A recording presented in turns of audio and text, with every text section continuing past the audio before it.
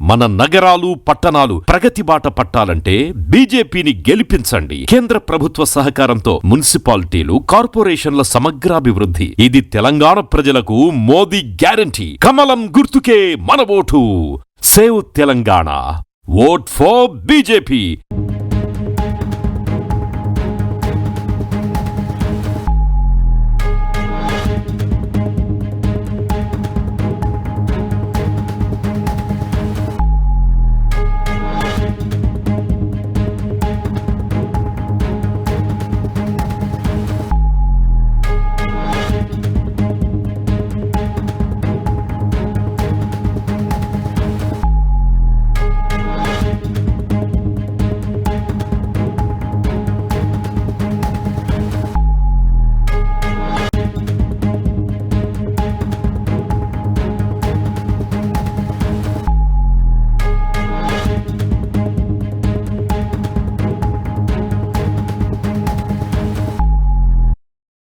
అందరికీ నమస్కారం. ఈరోజు రెండు ముఖ్యమైన అంశాల గురించి మాట్లాడడానికి మీ ముందుకు రావడం జరిగింది. అందులో ప్రధానంగా ఒకప్పుడు తిరుమల గురించి మాట్లాడాల్సి వస్తే కలియుగ దైవం వెంకటేశ్వర స్వామి యొక్క వైభవం కావచ్చు, స్వామివారికి జరిగే సేవల గురించి, ఉత్సవాల గురించి, బ్రహ్మోత్సవాల గురించి, ప్రతినిత్యం స్వామివారిని దర్శించుకోవడానికి వచ్చే లక్షలాది మంది భక్తులు, వారు సమర్పించే కానుకలు, ఇలాంటి అంశాల గురించి మాట్లాడే పరిస్థితి నుండి ఈరోజు తిరుమల అంటే అవినీతి గురించి, అపచారాల గురించి, రాజకీయాల గురించి, దోపిడీ గురించి, అనేక రకాలైన వివాదాస్పదమైన అంశాల గురించి మాట్లాడాల్సి రావడం అనేది నిజంగా చాలా దురదృష్టకరమైన అంశము. దీనికి సంబంధించి ప్రపంచవ్యాప్తంగా ఉన్న కోట్లాది మంది స్వామివారి భక్తులు, హిందువులు మనోవేదనకు గురవుతున్నారనేది వాస్తవము. సాక్షాత్తు ముఖ్యమంత్రి చంద్రబాబు నాయుడు గారు గత ప్రభుత్వ హయాంలో తిరుమలలో స్వామివారికి వినియోగించే నైవేద్యంలో వాడే నెయ్యిలో, అదేవిధంగా లడ్డూ ప్రసాదంలో వినియోగించే నెయ్యిలో కల్తీ జరిగింది. ఏదైతే నిషేధిత వస్తువులు ఉన్నాయో వాటిని కల్తీ నెయ్యిలో వాడారు, దానివల్ల అపచారం జరిగిందని చెప్పి ఒక తీవ్రమైన ఆరోపణ చేశారు. ఈ ఆరోపణ చేసిన తర్వాత ప్రభుత్వానికి కానీ, ముఖ్యమంత్రి చంద్రబాబు నాయుడు గారికి కానీ, ఎవరైతే ఈ తప్పు చేశారో, ఈ తప్పిదానికి పాల్పడ్డారో వాళ్ళ మీద చర్యలు తీసుకోవాలి, భవిష్యత్తులో ఇలాంటి తప్పులు మళ్ళీ జరగకుండా చూడాలి అనే చిత్తశుద్ధి కంటే కూడా గత 2 సంవత్సరాల నుండి ఈ అంశాన్ని పూర్తి స్థాయిలో రాజకీయపరమైన అంశంగా వాడుకోవాలి, ఒకరి మీద ఒకరు ఆరోపణలు చేసుకోవాలనే పద్ధతిలో వెళ్తుండడం అనేది నిజంగా చాలా దురదృష్టకరమైన అంశం. నిజంగా ప్రభుత్వానికి చిత్తశుద్ధి ఉంటే, ముఖ్యమంత్రి చంద్రబాబు నాయుడు గారికి చిత్తశుద్ధి ఉంటే, మీరు అధికారంలో ఉన్నారు, వ్యవస్థలు మీ చేతిలో ఉన్నాయి.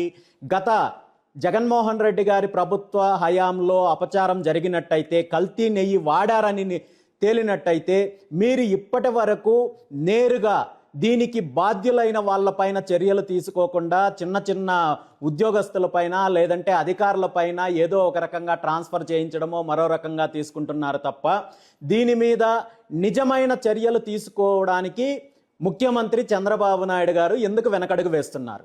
2019 నుండి 24 వరకు తిరుమలలో ప్రధానంగా జగన్మోహన్ రెడ్డి గారి ప్రభుత్వ హయాంలో అన్నీ తానై వ్యవహరించిన వ్యక్తి ఎవరైనా ఉన్నారు అంటే అప్పటి జేఈఓగా వ్యవహరించిన ధర్మారెడ్డి గారు.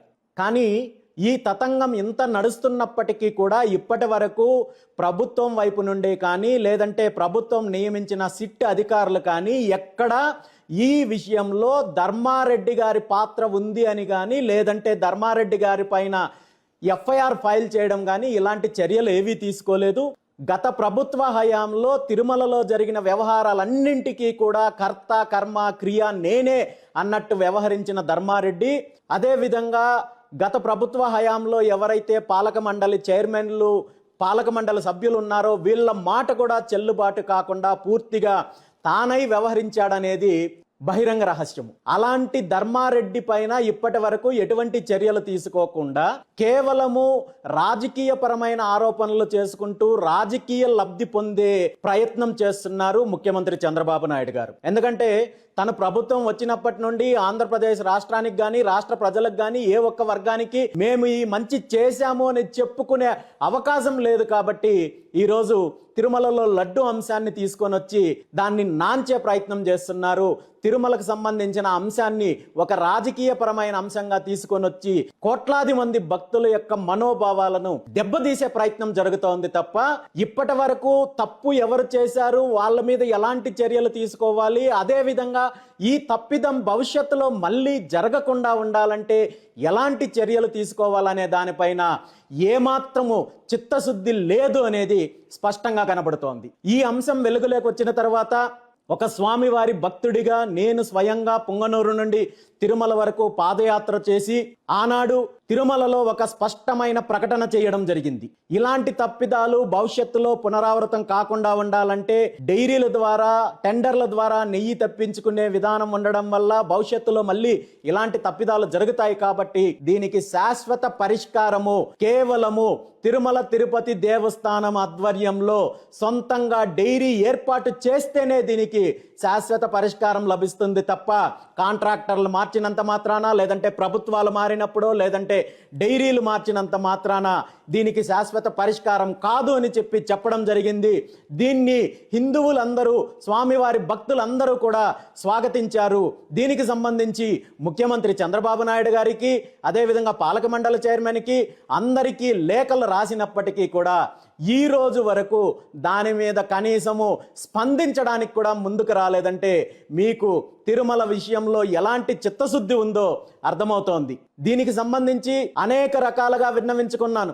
ఏదైతే తిరుమల తిరుపతి దేవస్థానం ఆధ్వర్యంలో డైరీ ఏర్పాటు చేయడానికి టీటీడీ యాజమాన్యం ముందుకొచ్చినట్టయితే నేను సొంతంగా 1000 గోవులను దానం చేయడంతో పాటు 1,00,000 గోవుల వరకు సొంతంగా నేను దాతల ద్వారా సమకూర్చే బాధ్యత తీసుకుంటానని చెప్పడం జరిగింది. తిరుమలలో ఒకే చోట ఈ డైరీ ఏర్పాటుకు సంబంధించి ఇబ్బందులు ఏవైనా ఉంటే రాష్ట్ర వ్యాప్తంగా ఒక 5 చోట్ల 10 చోట్ల వివిధ ప్రాంతాల్లో డైరీ ఏర్పాటు చేస్తే ఆయా ప్రాంతాల్లో ఈ డైరీకి కావలసిన భూమిని సమకూర్చే బాధ్యత కూడా నేనే తీసుకుంటానని చెప్పడం జరిగింది. అందులో భాగంగా నా సొంత ఏదైతే మామిడి తోట ఉందో 22 ఎకరాల మామిడి తోట, దాన్ని పూర్తిగా టీటీడీ వారికి ఉచితంగా అందిస్తానని చెప్పడం జరిగింది. అయినప్పటికీ కూడా ఇప్పటి వరకు టీటీడీ ఆధ్వర్యంలో సొంతంగా డైరీ ఏర్పాటు చేయాలనే అంశం పైన కనీసం దీనికి మీరు అనుకూలమా వ్యతిరేకమా అనే అంశాన్ని కూడా ఇప్పటి వరకు మాట్లాడకపోవడం అనేది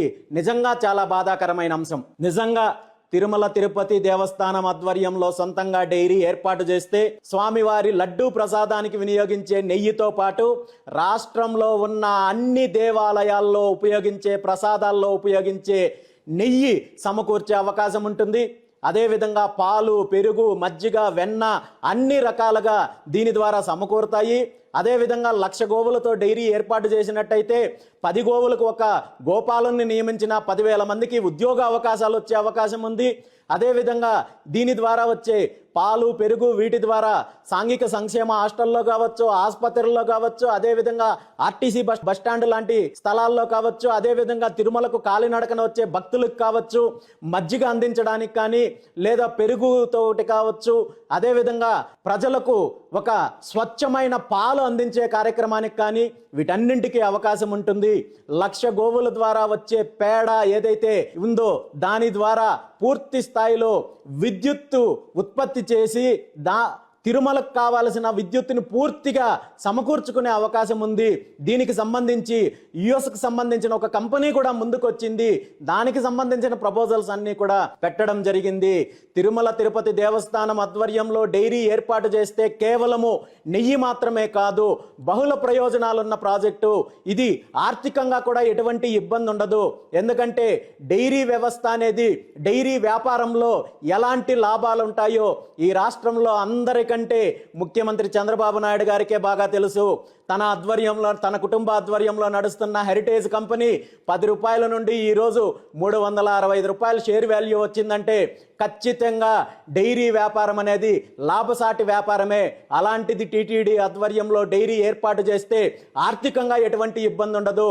గోవులను అందించడానికి కానీ, భూమిని అందించడానికి కానీ అనేక మంది దాతలు ముందుకు వస్తున్నారు. కాబట్టి తిరుమలలో మళ్ళీ ఇలాంటి అపచారాలు జరగకుండా ఉండాలంటే దీనికి శాశ్వత పరిష్కారము టీటీడీ ఆధ్వర్యంలో డైరీ ఏర్పాటు చేస్తేనే జరుగుతుందని చెప్పి స్పష్టంగా తెలియజేసినప్పటికీ కూడా మీ వ్యాపారాల కోసమో మీ రాజకీయాల కోసమో మరో కుట్రల కోసమో ఇలాంటి కుతంత్రాల కోసమో దానిపైన ఇప్పటి వరకు స్పందించకుండా ఇప్పుడు కూడా ఆరోపణలు చేసుకుంటూ కాలయాపన చేసే ప్రయత్నం చేస్తున్నారు తప్ప దీనికి పరిష్కారం కావాలనే చిత్తశుద్ధి ముఖ్యమంత్రి చంద్రబాబు నాయుడు గారికి లేదు అనేది స్పష్టంగా కనబడుతోంది.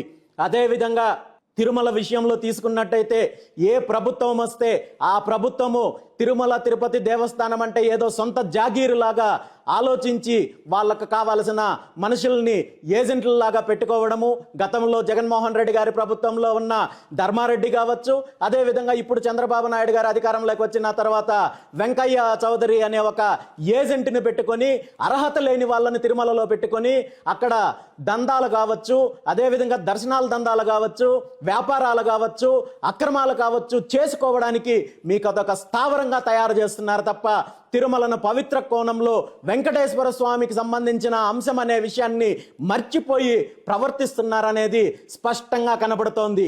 ఈ కల్తీ నెయ్యికి సంబంధించిన అపచారం జరగడానికి 100% ఈ ఇద్దరిది బాధ్యత ఉంది, ఈ రెండు ప్రభుత్వాలది బాధ్యత ఉంది. ఈ ఇద్దరు నాయకులు గతంలో ఉన్న జగన్మోహన్ రెడ్డి గారు, చంద్రబాబు నాయుడు గారు ఇద్దరు తప్పు చేశారనే విషయము ఈ రాష్ట్ర ప్రజలకు, వెంకటేశ్వర స్వామి భక్తులందరికీ కూడా స్పష్టంగా తెలుసు అనే విషయాన్ని ఈ సందర్భంగా తెలియజేస్తున్నాను.